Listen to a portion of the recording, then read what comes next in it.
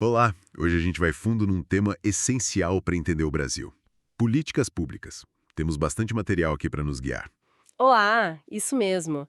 É um assunto que parece complexo, né? Mas entender o básico já ajuda muito a gente a decifrar o que o governo faz ou deixa de fazer. Exato. A ideia é essa. Descomplicar um pouco. Ver desde o que é uma política pública até como ela nasce, os tipos que existem. E como isso tudo se encaixa na nossa organização, tipo União, Estados, municípios e até em temas atuais como direitos humanos. Perfeito. Então, para começar bem do começo, o que exatamente é uma política pública? É só uma lei? Uma ação do governo? Olha, é mais do que isso.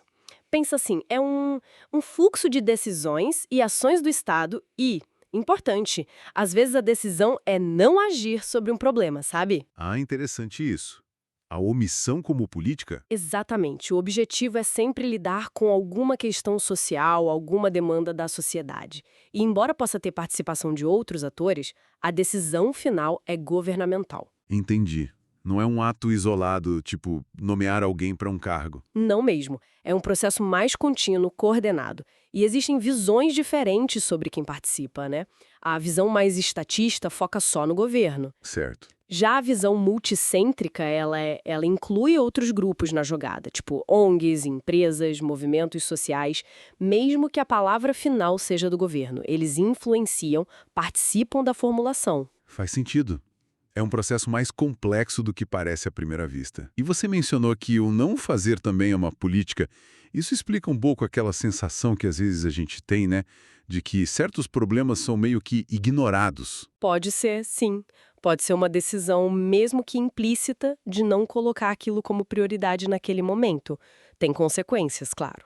E essas políticas, elas são todas farinha do mesmo saco ou tem tipos diferentes? Ouvi falar numa tal tipologia de Lowe. Isso, Theodore Lowe. Ele criou uma classificação que ajuda muito a gente a entender as diferenças.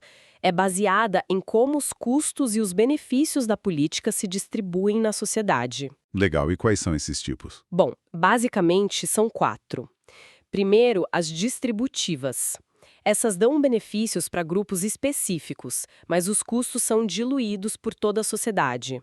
Pensa na construção de uma estrada ou uma escola num bairro. Ah, tipo, beneficia diretamente quem usa, mas todo mundo paga imposto para isso. Exato. Geralmente, essas têm menos conflito, porque é mais difícil identificar quem está perdendo diretamente. É mais fácil conseguir apoio. Entendi. E as outras? Aí temos as redistributivas. Essas são o contrário. Elas tiram recursos de um grupo específico para dar para outro grupo específico. Tipo reforma agrária? Ou imposto sobre grandes fortunas, talvez. Exatamente. Exemplos clássicos. Aqui o conflito é quase garantido e costuma ser bem alto, porque tem perdedores muito claros e ganhadores também. O debate político pega fogo. Imagino. Ninguém gosta de sentir que está perdendo algo diretamente. Qual o terceiro tipo? As regulatórias. Essas definem regras e impõem limites ou condições para certas atividades. Pensa no Código de Trânsito, leis ambientais, regulação de um setor econômico. Ah, tá. Elas tentam organizar o comportamento, né? Das pessoas, das empresas. Isso. Elas afetam os setores, mas de uma forma mais geral, estabelecendo padrões.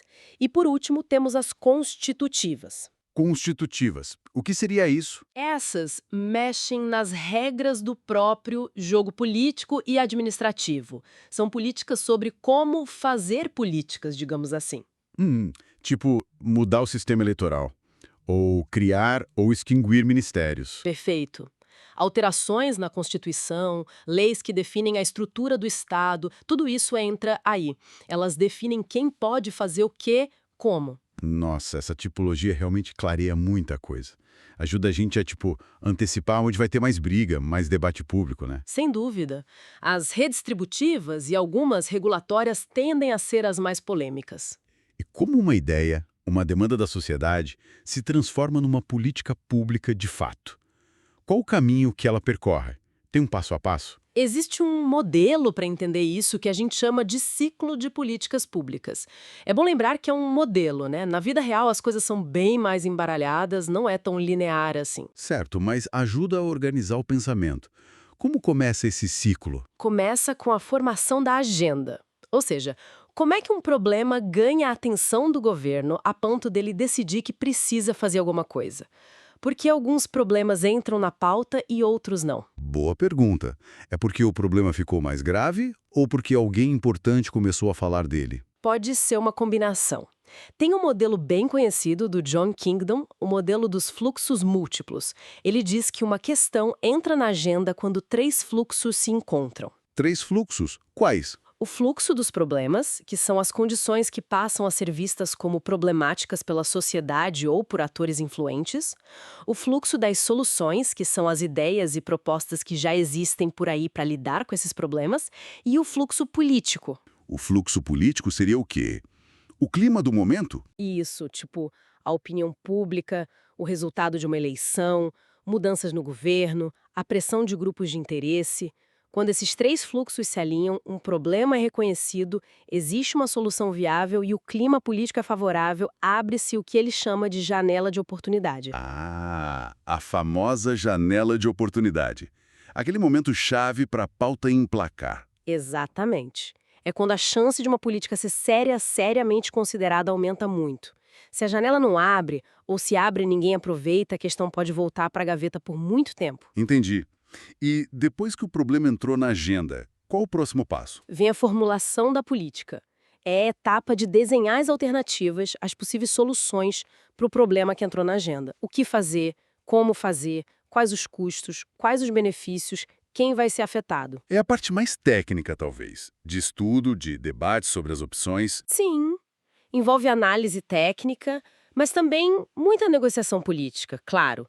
Definir os objetivos, os instrumentos, quem vai executar. Certo. E depois de formular as opções? Vem o processo de tomada de decisão. É hora de escolher qual das alternativas formuladas vai ser adotada e transformada numa política de fato. Quem decide isso? O presidente, o Congresso? Depende. Depende muito da política, né? Pode ser o executivo, o legislativo, às vezes até o judiciário influencia. E é importante lembrar que essa decisão raramente é puramente racional, no sentido de escolher a melhor opção objetiva. Como assim? A gente fala em racionalidade limitada.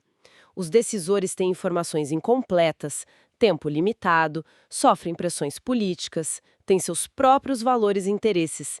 Então a escolha é um processo complexo, muitas vezes de negociação e compromisso. Entendi. Não é uma ciência exata. Escolhida a alternativa. O que acontece? É implementação. É botar a política para funcionar, tirar do papel e levar para a prática. É aqui que muitas políticas boas no papel acabam. Bom, não dando tão certo. Ah, a execução. É onde a gente vê se a coisa funciona mesmo no mundo real. Exato. E a implementação pode seguir modelos diferentes. Tem o modelo mais top-down, de cima para baixo, onde o centro define tudo e a ponta só executa. Mais centralizado. Isso. E tem o modelo bottom-up, de baixo para cima, que reconhece que quem está na ponta, lidando com o público, tem um papel importante em adaptar a política à realidade local. A implementação acaba sendo negociada e ajustada no dia a dia. Parece mais realista esse segundo, né? Mas talvez mais difícil de controlar. Exatamente. Cada um tem vantagens e desvantagens. Muitas vezes o que acontece é uma mistura dos dois. E depois de implementar, acabou? Imagino que não. Deveria ter uma avaliação, né? Para ver se funcionou. Exatamente. A última etapa do ciclo é a avaliação. É analisar os resultados da política, ela atingiu os objetivos, quais foram os impactos positivos e negativos, foi eficiente? Foi eficaz? E essa avaliação, ela acontece sempre? Porque, sinceramente, às vezes parece que as políticas são lançadas e depois ninguém olha muito para trás para ver o resultado de verdade. Esse é um ponto crítico. A avaliação é fundamental, mas muitas vezes é negligenciada ou feita de forma superficial. E ela não deveria ser só no final, sabe? Mesmo assim. Uma boa avaliação acompanha a política durante a implementação. Avaliação de processo. E não só mede os resultados finais, avaliação de impacto ou resultado. Ela deveria servir para ajustar a rota, corrigir problemas, aprender para o futuro. É um ciclo, lembra? A avaliação deveria retroalimentar as outras etapas. Faz tudo sentido. Para não ficar repetindo o erro ou insistindo em algo que não está funcionando. Precisamente. Mas fazer a avaliação bem feita dá trabalho, custa dinheiro e às vezes os resultados não são os que os políticos gostariam de ouvir, É né? verdade. Então, Entendi as dificuldades. Mas é essencial. E todo esse ciclo, aqui no Brasil, ele ainda tem uma camada extra de complexidade, que é a nossa estrutura federativa, né? Como União, estados e municípios se viram com isso tudo. ótima pergunta. O federalismo brasileiro é fundamental para entender como as políticas públicas funcionam aqui. A Constituição divide as responsabilidades, né? Tem coisa que é só da União, coisa dos estados, coisa dos municípios. E tem muita coisa que é de todo mundo, certo? Competência concorrente ou comum. Exato. Saúde, educação, assistência social. São áreas onde os 3 níveis de governo têm que atuar juntos. E aí a grande questão é, como coordenar isso? Como evitar que um empurre a responsabilidade para o outro, ou que cada um faça de um jeito e vire uma bagunça? Pois é, a coordenação federativa é um desafio constante. Ela acontece muito por meio de transferências de recursos da União para estados e municípios, muitas vezes vinculados a certas políticas. Ah, tipo o dinheiro do SUS ou do Fundeb para a educação? Exatamente esses. São sistemas nacionais descentralizados. A União dá as diretrizes gerais, cofinancia, mas a execução fica a cargo dos estados e principalmente dos municípios que estão lá na ponta. O Bolsa Família, que agora é Auxílio Brasil, também funciona um pouco assim, né? O cadastro é municipal, mas o dinheiro e as regras gerais vêm do governo federal. Perfeito.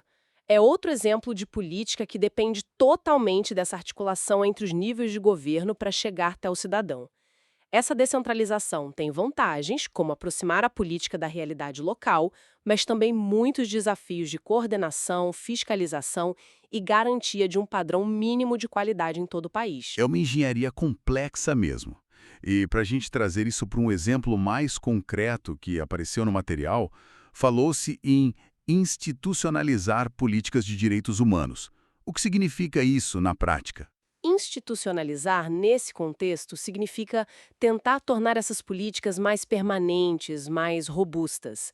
É transformá-las em políticas de Estado e não apenas de um governo específico que pode mudar a cada eleição. Ah, entendi. É para dar continuidade, para não depender da vontade política do momento. Exatamente. É buscar criar estruturas, leis, mecanismos que garantam que aquela agenda de direitos humanos continue avançando ou pelo menos não retroceda facilmente. E que exemplos concretos disso foram mencionados? O material cita algumas iniciativas, né? Por exemplo, a Comissão de Anistia, que trabalha com a memória e a reparação de violações do passado. Isso é institucionalizar a busca por justiça de transição. Certo. Fala também de um grupo de trabalho para discutir discurso de ódio e extremismo, buscando criar mecanismos permanentes para lidar com isso. A Caravana dos Direitos Humanos, visitando presídios para verificar as condições, é outra ação que busca dar visibilidade e cobrar melhorias de forma contínua. E tinha algo sobre pessoas com deficiência e LGBTQIA+, também, né? Sim, o programa Novo Viver Sem Limite, que tenta coordenar várias ações para pessoas com deficiência, PCDs, entre diferentes ministérios e níveis de governo.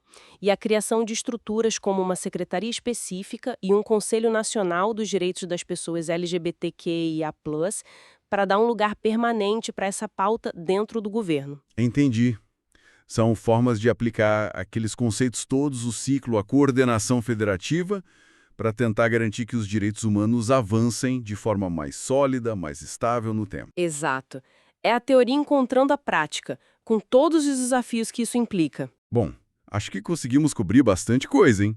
Desde a definição do que é política pública, e que até não fazer nada pode ser uma, passando pelos tipos do LOAI que ajudam a entender os conflitos. O ciclo ideal, desde como um problema entra na agenda até a importância da avaliação, que nem sempre acontece como deveria. E como nosso federalismo molda tudo isso, exigindo uma coordenação complexa entre União, estados e municípios. E vemos exemplos práticos com as tentativas de institucionalizar políticas de direitos humanos. Isso.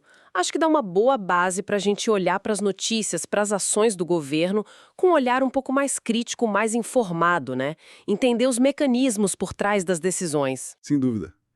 E para a gente fechar, queria deixar uma reflexão no ar pensando em tudo isso que a gente conversou, principalmente nos desafios da implementação, da avaliação. Manda.